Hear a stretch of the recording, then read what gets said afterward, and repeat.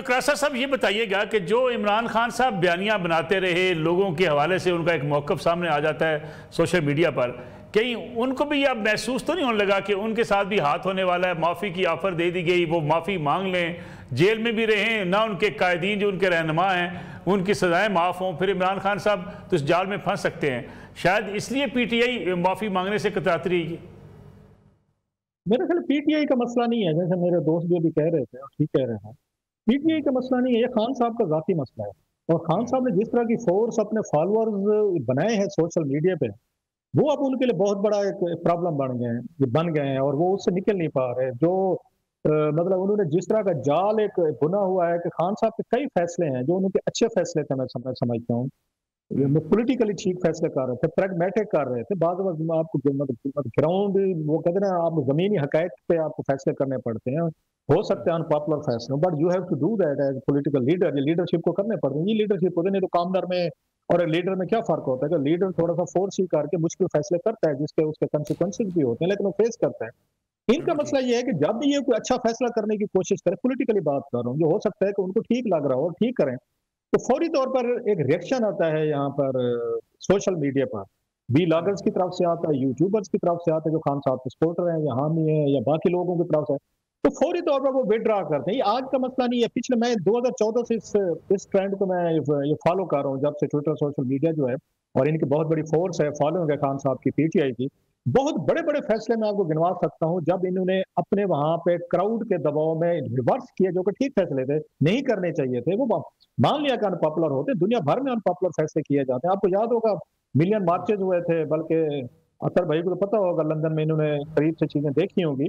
Million मार्च हुआ था कि उस पे हमला मत करो, 2003 की बात करो, इराक पे लाखों लोग बाहर निकले थे, आपको लाखों, जी जी, वो पूरे यूरोप में निकले थे। इसके बावजूद उन हुकूमतों ने हमले किए, वो यूरोप में उसमें गए, इराक पे वो हिस्सा बने नेटो का, अमेरिका का, इराक पे, और बाकी उन्होंने बम्बारमेंट की, सब कुछ किया। उन्हें भी पता था कि लाखों लोग हैं, हमारे वोटर हैं, हमारे सपोर्टर हैं, कल को हमें वोट नहीं मिलेगा, और बाद में उसके कंसिक्वेंसेस पॉलिटिकल भी हुए, कुछ हुकूमतें इलेक्शन हारी भी सही, लेकिन उन्होंने ग्रेटर इंटरेस्ट देखे कि हमारा यूरोप का ग्रेटर इंटरेस्ट इसमें है कि हमें यहाँ पे उसका अमेरिका के साथ खड़े होकर हमला करना है। तो same goes for political parties as well, कि जब आप कोई फैसले करते हैं, अगर आपने बैठ के रऊफ जो है वो वीलॉग करके मेरे पे तनकीद करेगा, हमाद करेगा, अतर करेगा, ये नसरुल्लाह मलिक साहब करेंगे, ये क्या कहेंगे, अगर आपने हमें सामने रख के कोई फैसला करना है तो तसल्ली रखें। फिर आपका 2 करोड़ वोटर है, फिर 2 करोड़ लोगों को आप सामने रख के फैसले करेंगे तो you will and up in biting the dust. तो वही कुछ हो रहा है सर, कि खान साहब जब भी कोई बात करने लगते हैं, उनकी पार्टी को ट्वीट करने लगती है कोई चीज, तो उनके सामने अपना पार्टी का लॉन्ग टर्म मफाद सियासी नहीं होता। उनके सामने ये 8, 10, 15 आप और मेरे जैसे लोगों के फेसेस होते हैं, चेहरे होते हैं, वो हमें देख रहे होते हैं, ये कल को क्या रिएक्शन देंगे, ये तनकीद कर लेंगे, हमारा वोट बैंक ये मुतासर हो जाएगा, मेरा हीरोइज्म का जो मेरा एक वो बना हुआ है, इमेज बना हुआ है, वो हर्ट होगा। अपने इमेज में इतना अपने आप को बंद कर लेते हैं, व्हाट विल पीपल से, the moment you think what will people से, आप तो प्रिजनर है ना। फिर मतलब मैं सोचना शुरू कर दूं मेरे बारे में, अतर काज़मी साहब हमाद आप क्या सोचते हैं, तो मैं तो आपका कैदी हो गया हूँ, फिर तो मैं आपकी पसंद नापसंद को आगे रख के जिंदगी गुजारने की कोशिश करूंगा। Same is happening with Khan साहब। और उनकी पार्टी का मसला नहीं है, पार्टी को मैं बिल्कुल बेकसूर समझता हूँ। बहुत सारे लोग हम उस पर तनकीद करते हैं कि पार्टी के लोग नहीं चाहते खान साहब बाहर हैं, बला बलाओ भाई, ये पार्टी के लोग हैं वजह से खान साहब जेल में बैठे हुए हैं। वो पार्टी कुछ कोशिश करती है, खान साहब दूसरे दिन वहां से ऐसे बयान देते हैं इतने सख्त के इवन मीडिया नहीं रिपोर्ट कर सकता, आप और मैं जिक्र नहीं कर सकते सर। सो ये सारा ये मसला जो है खान साहब की बराबरों का, उनके एक लार्जर देन लाइफ का इमेज जो उन्होंने बनाया हुआ है। खान साहब जो कहते हैं वो ठीक कहने वाली बात है, वो गलत बात कह नहीं सकते। खान साहब क्यों माफी मांगे, वो क्यों सॉरी करें। सो ये वो इमेज खान साहब ने अपना खुद बनाया है, अपने लोगों को उन्होंने सेल किया है बड़ा सक्सेसफुली। अब उससे निकलना भी चाहे तो वो निकल नहीं सकते। सो उनके लिए इतना आसान नहीं है सॉरी करके चीजें ठीक करना। बिल्कुल ठीक है। अतर काज़मी साहब, इमरान खान साहब अगर माफ़ी मांग भी लें, डर क्या है उनको? क्या उनका फॉलोअर्स जिनके बारे में वो कहते हैं जी मैं जो भी कहूँ वो आमीन कहता है, फॉलोअर्स उनसे दूर जा सकता है, वोट बैंक कम हो सकता है? अगर खान साहब को इस बात की परवाह नहीं है कि जो भी वो बात कहेंगे उनके कारकुन उसको कबूल कर लेंगे, फिर माफ़ी मांगने या रास्ता बनाने में हर्ज क्या है? क्या डर क्या है इमरान खान साहब को? देखिए मलिक साहब, एक तो मैं इस आर्गुमेंट से एग्री नहीं करता कि जो भी वो बात कहेंगे तो फॉलोअर्स मान लेंगे या पाकिस्तानी मान लेंगे। ये फॉलोअर्स की बात नहीं, یہ وہ سوچ ہے جس کی وجہ سے آج نواز شریف لاہور سے بھی ایک مشکوک حلقے سے جیتا ہے۔ یہ وہ سوچ ہے کہ جس کی وجہ سے پورے پاکستان کی سب سے بڑی جماعت پیپلز پارٹی یا چند اضلاع کی جماعت بن کے رہ گئی ہے۔ یہ سمجھتے ہیں کہ عوام کو پتہ نہیں ہے اور جو کہا جائے گا وہ مان لے گے، نہیں۔ یہ اس وقت عمران خان صاحب کسی یوٹیوبر یا کسی کارکن کی سوچ کے نتیجے میں جیل میں نہیں ہے۔ خان صاحب جو ہیں ان کا ایک اپنا فیصلہ ہے، اور جو لوگ ہیں انہوں نے بھی چیزوں کو دیکھ لیا ہے کہ چیزیں کس طرح ہوتی ہیں۔ آپ دیکھ لیں نا کہ 9 مئی کا الزام لگا، اس کے بعد بہت سارے مقدمات بنے، بہت سارے لوگوں کو گرفتار کیا گیا، لیکن اس کے باوجود جو انتخابات ہوئے جہاں پہ 9 مئی کے مقدمات بھی تھے، ان حلقوں میں بھی عوام نے کس کو ووٹ دیا؟ تو یہ اس وقت عمران خان صاحب کی ذات کا یا ان کے چند کارکنوں کا ایشو نہیں ہے۔ اس وقت اوور آل میجورٹی جو آپ کو بڑی کرائسس نظر آ رہی ہے وہ ہمارے پولیٹیکل سٹرکچر کے اندر ہے کہ یہاں پہ کوئی ادارہ ایسا نہیں رہ گیا، کوئی شخصیت ایسی نہیں رہ گئی، کوئی آئینی آفس ایسا نہیں رہ گیا جس کے اوپر عوام اعتماد کریں۔ کل عمران خان صاحب وزیر اعظم بن جاتے ہیں تو آپ دیکھیں گے کہ یہی عوام ان کو اس طریقے سے ہو سکتا ہے مسترد کرے کہ کسی کو سمجھ بھی نہ آئے۔ جب یہ اقتدار میں تھے، ہر دوسرے حلقے میں ایسے ہوئے تو یہ ہار رہے تھے۔ تو یہ عمران خان صاحب کا نہیں ہے کہ وہ جو ہے انہوں نے کوئی چیز ایسی کر دی ہے یا ایسی کوئی موقف لے لیا ہے اور وہ عوام اور یوٹیوبرز کے کہنے پہ سختیاں برداشت کر رہے ہیں، نہیں، یہ ان کا ایک ذاتی ہے اور ہر بندے کی ایک ذاتی وہ ہوتا ہے۔ اب اس سے ہو سکتا ہے میں اختلاف کروں یا آپ اختلاف کریں، اصل جو بیانیہ ہے وہ اس وقت عوام لے کے چل رہی ہے، اور اس بیانیے کے ساتھ اگر نواز شریف کھڑا ہوگا، ووٹ کو عزت دو کی بات کرے گا، تو اس کے ٹکٹ پہ عمران خان کی حکومت گر جائے گی۔